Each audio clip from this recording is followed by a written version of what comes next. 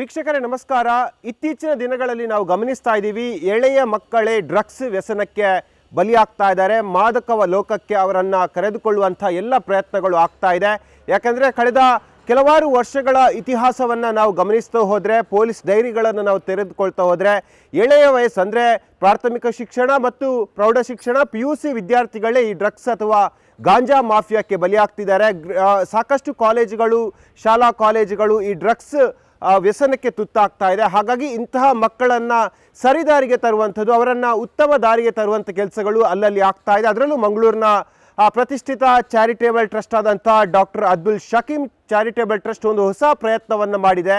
ಆ ಹೊಸ ಪ್ರಯತ್ನ ಏನಂತ ಹೇಳಿದರೆ, ಮುಸ್ಲಿಂ ಮಕ್ಕಳಿಗಾಗಿ ಈ ಸ್ಪರ್ಧೆಯನ್ನು ಆಯೋಜನೆ ಮಾಡಿರುವಂಥದ್ದು. ಇಡೀ ರಾಷ್ಟ್ರದ ಸುಮಾರು 2,000ಕ್ಕೂ ಹೆಚ್ಚು ಮಕ್ಕಳು ಈ ಸ್ಪರ್ಧೆಯಲ್ಲಿ ಭಾಗವಹಿಸಿದ್ರು. ಆ ಸ್ಪರ್ಧೆ ಏನಂತ ಹೇಳಿದರೆ ಅತ್ಯಂತ ಸುಶ್ರಾವ್ಯವಾಗಿ ಸ್ಪಷ್ಟವಾಗಿ ಕುರಾನ್ ಪಠನ ಮಾಡುವಂಥದ್ದು. ಹಾಗಾಗಿ ಅವರ ಈ ಪ್ರಯತ್ನಕ್ಕೆ ಅತ್ಯದ್ಭುತವಾದಂತಹ ಬೆಂಬಲ ಕೂಡ ವ್ಯಕ್ತವಾಗಿತ್ತು. ಇಡೀ ದೇಶದಿಂದ ಸುಮಾರು ಆನ್ಲೈನ್ ಮೂಲಕವಾಗಿ 2,500ಕ್ಕಿಂತ ಹೆಚ್ಚು ವಿದ್ಯಾರ್ಥಿಗಳು ಅಂದರೆ ಮಕ್ಕಳು ಭಾಗವಹಿಸಿದ್ರು. ಸುಮಾರು 6 ವರ್ಷದಿಂದ 16 ವರ್ಷದ ಒಳಗಿನ ಮಕ್ಕಳಿಗೆ ಈ ಸ್ಪರ್ಧೆಯನ್ನು ಆಯೋಜನೆ ಮಾಡಲಾಗಿತ್ತು. ಇದರ ಅಂತಿಮವಾದ ಸ್ಪರ್ಧೆ ರಾಷ್ಟ್ರಮಟ್ಟದ ಕುರಾನ್ ಪಠಣ ಸ್ಪರ್ಧೆ ಮಂಗಳೂರಿನ ಒಂದು ಖಾಸಗಿ ಹಾಲ್ನಲ್ಲಿ ಆಯಿತು. ದೊಡ್ಡ ಮಟ್ಟಿನ ಕಾರ್ಯಕ್ರಮ ಕೂಡ ಇದಾಗಿರುವಂಥದ್ದು. ಇದರ ಮೂಲ ಉದ್ದೇಶ ಏನಂತ ಹೇಳಿದರೆ, ಎಳೆಯ ವಯಸ್ಸಿನಲ್ಲೇ ಮಕ್ಕಳು ಬೇರೆ ಬೇರೆ ಬೇಡದ ಚಟುವಟಿಕೆಗಳಿಗೆ ಹೋಗೋದು ಅಥವಾ ಡ್ರಗ್ಸ್ ಗಾಂಜಾ ಮುಂತಾದ ವ್ಯಸನಕ್ಕೆ ಬಲಿಯಾಗುವಂಥ ಈ ಅತ್ಯಂತ ಸೂಕ್ಷ್ಮವಾದ ವಯಸ್ಸಿನಲ್ಲಿ ಅವರಿಗೆ ಆಧ್ಯಾತ್ಮಿಕ ಮೂಲಕವಾಗಿ ಸಾತ್ವಿಕ ಪ್ರಪಂಚದ ದರ್ಶನ ಮಾಡುವಂತೆ ಇದರ ಮೂಲವಾದ ಉದ್ದೇಶ. ಈ ನಿಟ್ಟಿನಲ್ಲಿ ಇದೇ ಉದ್ದೇಶವನ್ನು ಇಟ್ಕೊಂಡು doctor Abdul Shakeel charitable trust ಈ ಒಂದು ಹೊಸ ಪ್ರಯತ್ನವನ್ನು ಮಾಡಿತ್ತು. ಮಂಗಳೂರಿನ ಖಾಸಗಿ ಹಾಲ್ನಲ್ಲಿ ಈ ಪ್ರಯತ್ನಗಳು ಆಗಿತ್ತು. ಸುಮಾರು 50 ಮಂದಿಯನ್ನು ಫೈನಲಿಸ್ಟ್ ಆಗಿ ಗುರುತಿಸಿಕೊಳ್ಳಾಯಿತು. ಮತ್ತು ಅದರ ಶಾರ್ಟ್ ಲಿಸ್ಟ್ ಮಾಡಿ ಸುಮಾರು 10 ಮಂದಿಯನ್ನು ಇದರಲ್ಲಿ ಫೈನಲಿಸ್ಟ್ ಆಗಿ ಮಾಡಲಾಯಿತು. ಈ 10 ಮಂದಿಗೆ ಕುರಾನ್ ಪಠಣದ ಒಂದು ಸ್ಪರ್ಧೆಯನ್ನು ಆಯೋಜನೆ ಮಾಡಲಾಗಿತ್ತು. ಮಂಗಳೂರಿನ ಹಲವು ಅಂದರೆ ಮುಸ್ಲಿಂನ ಹಲವು ಧಾರ್ಮಿಕ ಚಿಂತಕರು ಸೇರಿದಂತೆ ಉಲೇಮಗಳಾಗಿರ್ಬೋದು, ಬೇರೆ ಬೇರೆ ಮುಸ್ಲಿಂ ಧರ್ಮಗುರುಗಳು ಆ ಕಾರ್ಯಕ್ರಮಕ್ಕೆ ಸಾಕ್ಷಿಯಾಗಿದ್ದರು. ಅದರ ಮೂಲ ಕಾನ್ಸೆಪ್ಟ್ ಏನಂತ ಹೇಳಿದರೆ, ಯಾರು ಕುರಾನ್ನ ಆಯತ್ತನ್ನು ಬಹಳ ಸ್ಪಷ್ಟವಾಗಿ ಹೇಳ್ತಾರೆ, ಬಹಳ ಸುಶ್ರಾವ್ಯವಾಗಿ ಹೇಳ್ತಾರೆ, ರಾಗಬದ್ಧವಾಗಿ ಹೇಳ್ತಾರೆ, ಅವರಿಗೆ ಈ ಕಾರ್ಯಕ್ರಮದ ಮೊದಲ ಬಹುಮಾನ ಹೋಗುತ್ತೆ. ಈ ನಿಟ್ಟಿನಲ್ಲಿ ಇದನ್ನು ನೋಡೋಕ್ಕೆ, ಇದರ ಜಡ್ಜ್ಮೆಂಟ್ ಕೊಡೋಕ್ಕೆ ಉತ್ತರ ಪ್ರದೇಶದಿಂದ ಮತ್ತು ಹೈದರಾಬಾದ್ರಿಂದ ಇದರ ಧರ್ಮಗುರುಗಳು ಮತ್ತು ಇದನ್ನು ಅರಿತಂಥ ವಿದ್ವಾಂಸರು ಕೂಡ ಬಂದಿದ್ದರು. ಸುಮಾರು ದೇಶದ ಬೇರೆ ಬೇರೆ ಭಾಗಗಳಿಂದ ಅಂದರೆ ಸುಮಾರು 5-6 ರಾಜ್ಯಗಳಿಂದ ವಿದ್ಯಾರ್ಥಿಗಳು ಕೂಡ ಬಂದರು. ಅದು ಕರ್ನಾಟಕದ ಹಲವು ಜಿಲ್ಲೆಗಳು, ಕೇರಳ, ತೆಲಂಗಾಣ, ಹೈದರಾಬಾದ್, ಉತ್ತರ ಪ್ರದೇಶ ಸೇರಿದಂತೆ ಹಲವು ರಾಜ್ಯಗಳಿಂದ ವಿದ್ಯಾರ್ಥಿಗಳು ಕೂಡ ಆಗಮಿಸಿದರು. ಸುಮಾರು 10 ಮಂದಿಯ ನಡುವೆ ಈ ಸ್ಪರ್ಧೆ ಆಯೋಜನೆಗೊಂಡಿತ್ತು. ಈ ಮೊದಲೇ ಹೇಳಿದಾಗೆ ಬಹಳ ಸುಶ್ರಾವ್ಯವಾಗಿ ಬಹಳ ಸ್ಪಷ್ಟವಾಗಿ ಯಾರು ಕುರಾನನ್ನು ಪಠನೆ ಮಾಡ್ತಾರೆ, ಜೊತೆಗೆ ಸ್ಪಾಂಟೇನಿಯಸ್ಲಿ ಒಂದು ಅಧ್ಯಾಯದ ಒಂದು ಆಯತ್ತನ್ನು ಅವರು ಹೇಳಬೇಕು, ಅಂದರೆ ಅದನ್ನು ಚೀಟಿ ಎತ್ತುವ ಮೂಲಕವಾಗಿ ನಿರ್ಧಾರ ಮಾಡಲಾಗತ್ತೆ.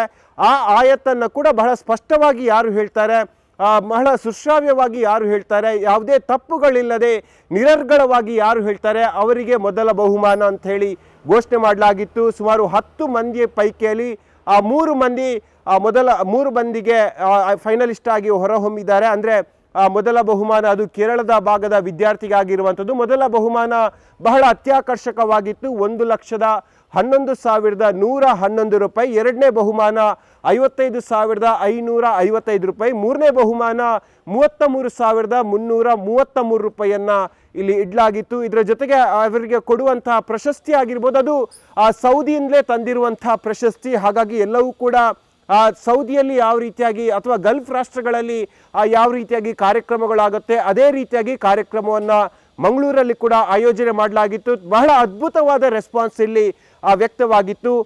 ಕಾರ್ಯಕ್ರಮದ ಆಯೋಜಕರು ಡಾಕ್ಟರ್ ಅಬ್ದುಲ್ ಶಕೀಲ್ ಹೇಳೋ ಪ್ರಕಾರವಾಗಿ ಈ ಎಳೆಯ ವಯಸ್ಸಿನ ಮಕ್ಕಳಲ್ಲಿ ಆಧ್ಯಾತ್ಮಿಕತೆಯ ಭಾವವನ್ನು ತುಂಬುವ ಮೂಲಕವಾಗಿ ಅವರ ಈ ಸೂಕ್ಷ್ಮವಾದ ವಯಸ್ಸಿನಲ್ಲೇ ಬಹಳ ಸಾತ್ವಿಕತೆಯನ್ನು ಅವರ ಮುಂದೆ ತರುವಂಥದ್ದು, ಜೊತೆಗೆ ದೇವರ ಪಠಣ ಮಾಡುವ ಮೂಲಕವಾಗಿ ಒಳ್ಳೆಯ ಸಮಾಜದ ನಿರ್ಮಾಣದ ಗುರಿಯನ್ನು ತಾವು ಹೊಂದಿದ್ದೇವೆ. ಇದು 4ನೇ ಅಧ್ಯಾಯ ಅಂದರೆ ಈ ಕುರಾನ್ ಪಠಣ ಕಾರ್ಯಕ್ರಮ, ಅದು 4ನೇ ಅಧ್ಯಾಯ ಮಂಗಳೂರಲ್ಲಿ ಕೂಡ ಆಗಿದೆ. ಕಳೆದ 3 ಭಾಗಗಳು ಅದು ಗಲ್ಫ್ ರಾಷ್ಟ್ರಗಳಲ್ಲಿ ಕೂಡ ಆಗಿತ್ತು. 4ನೇ ಭಾಗ ಅದು ಮಂಗಳೂರಲ್ಲೇ ಮಾಡಬೇಕಂತ ಹೇಳಿ ಬಹಳ ಆಸೆಯನ್ನು ಹೊಂದಿದ್ವಿ.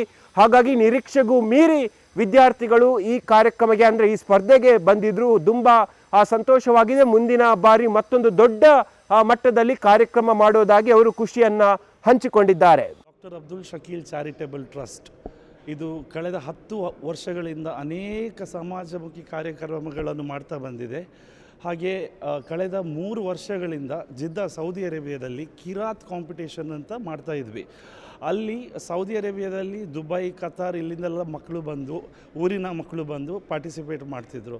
ಆದರೆ ಈ ಸಲ ಟ್ರಸ್ಟಿನ 10th ಆ್ಯನಿವರ್ಸರಿ ಆದ್ದರಿಂದ ನಾವು ಇದು ಇಂಡಿಯಾದಲ್ಲಿ ಮಾಡುವ ಅಂತ, ಸ್ಪೆಷಲಿ ನನ್ನ ಹುಟ್ಟೂರು ಮಂಗಳೂರಲ್ಲೇ ಮಾಡುವ ಅಂತ ನಾವು ಡಿಸೈಡ್ ಮಾಡಿದ್ವಿ. ನಾವು ತಿಳ್ಕೊಳ್ಳಿರಲಿಲ್ಲ 2200 ಚಿಲ್ಲರೆಗಿಂತ ಜಾಸ್ತಿ ವಿಡಿಯೋ ಕಾಶ್ಮೀರ್ನ ಹಿಡಿದು ಕನ್ಯಾಕುಮಾರಿವರೆಗೆ ಎಲ್ಲ ಕಡೆಯಿಂದ ವಿಡಿಯೋಗಳು ಬಂದಿದೆ, 2200+.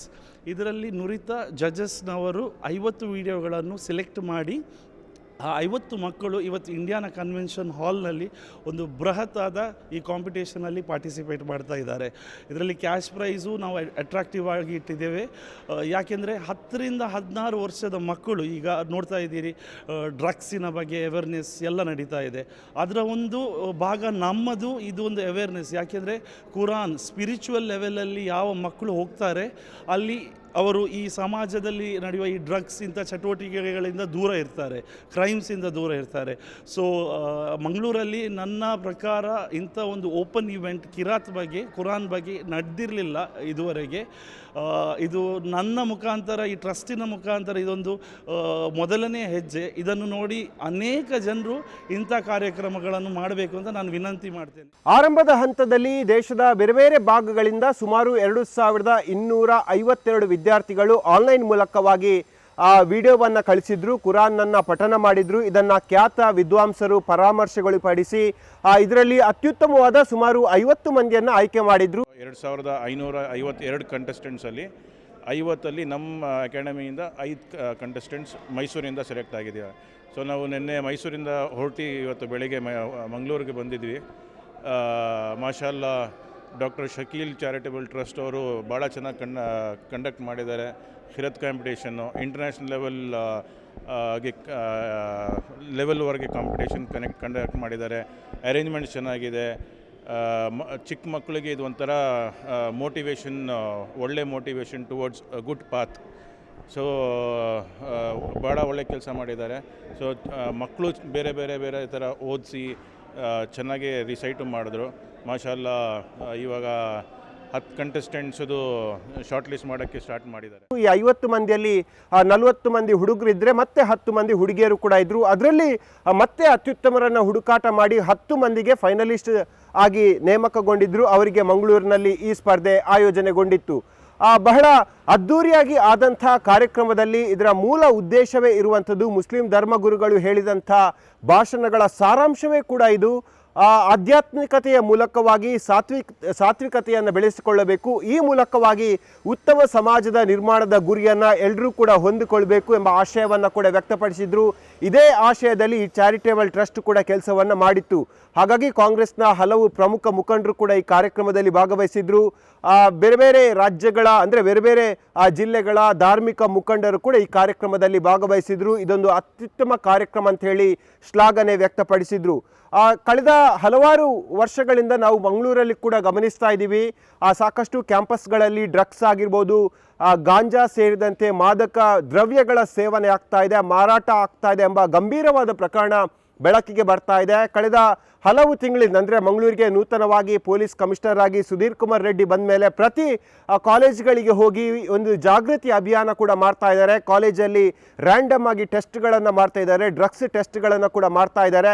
ಹಾಗಾಗಿ ಇಂತಹ ಡ್ರಗ್ಸನ್ನು ಮೂಲದಿಂದಲೇ ಕಿತ್ತು ಬಿಸಾಕುವಂಥ ಕೆಲಸಗಳನ್ನು ಪೊಲೀಸ್ ಇಲಾಖೆ ಮಾಡ್ತಾ ಇದೆ. ಅದಕ್ಕೆ ಪೂರಕವಾಗಿ ಮುಸ್ಲಿಂ ಧರ್ಮದಲ್ಲಿ ಇಂತಹ ಒಂದು ಚೇತೋಹಾರಿ ಬೆಳವಣಿಗೆ ಬಹಳ ಅತ್ಯುತ್ತಮವಾಗಿದೆ ಅನ್ನೋದು ಎಲ್ಲರ ಕೂಡ ಅಭಿಪ್ರಾಯ. ಇಂಥ ಕಾರ್ಯಕ್ರಮಗಳು ಮುಂದಿನ ದಿನಗಳಲ್ಲಿ ಕೂಡ ಆಗಲಿ ಈ ಎಳೆಯ ವಯಸ್ಸಿನ ಮಕ್ಕಳು ಧಾರ್ಮಿಕತೆ ಮೂಲಕವಾಗಿ ಉತ್ತಮ ಸಮಾಜದ ನಿರ್ಮಾಣದ ಮುಂದೆ ಎಲ್ಲರ ಮುಂದೆ ಕೈ ಜೋಡಿಸುವಂಥ ಕೆಲಸಗಳು ಮುಂದೆ ನಡೀಲಿ ಅನ್ನೋದು ಎಲ್ಲರ ಅಭಿಪ್ರಾಯ ಕೂಡ ಆಗಿರುವಂಥದ್ದು. ವೀಕ್ಷಕರೇ, ಇದು ಇವತ್ತಿನ ನ್ಯೂಸ್ 18 ಡಿಜಿಟಲ್ನ ವಿಶೇಷವಾದ ಕಾರ್ಯಕ್ರಮ. ಮುಂದಿನ ಬಾರಿ ಮತ್ತೊಂದು ಸುದ್ದಿಯೊಂದಿಗೆ ನಿಮ್ಮ ಜೊತೆ ಬರ್ತೀನಿ. ಅಲ್ಲಿ ತನಕ ಎಲ್ಲ ಡಿಜಿಟಲ್ ಪ್ಲಾಟ್ಫಾರ್ಮ್ಗಳಲ್ಲಿ ನ್ಯೂಸ್ 18 ಫಾಲೋ ಮಾಡ್ತಾರೆ ಅಂತ ಹೇಳುತ್ತಾ ಈ ಕಾರ್ಯಕ್ರಮವನ್ನು ಮುಗಿಸ್ತಾ ಇದ್ದೀನಿ. ಜಾಲ ನಮ್ಮದು, ಬಲ ನಿಮ್ಮದು. ನಿರ್ಭೀತ, ನಿಷ್ಪಕ್ಷಪಾತ, ವಿಶ್ವಾಸಾರ್ಹ ಸುದ್ದಿಗಳಿಗೆ ಮತ್ತೊಂದು ಹೆಸರಾಗಿರೋ ನ್ಯೂಸ್ 18 ಕನ್ನಡ ಈಗ ಆಪ್ನಲ್ಲೂ ಲಭ್ಯ ಇದೆ. ದಯವಿಟ್ಟು ಇಲ್ಲಿರೋ QR ಕೋಡ್ ಅನ್ನ ಸ್ಕ್ಯಾನ್ ಮಾಡಿಕೊಂಡು ಆಪ್ ಡೌನ್ಲೋಡ್ ಮಾಡೋದಕ್ಕೆ ಮರಿಬೇಡಿ. ನಿಮ್ಮ ಬೆಂಬಲ ಹೀಗೆ ಸದಾ ನಮ್ಮೊಂದಿಗಿರಲಿ. ಧನ್ಯವಾದ.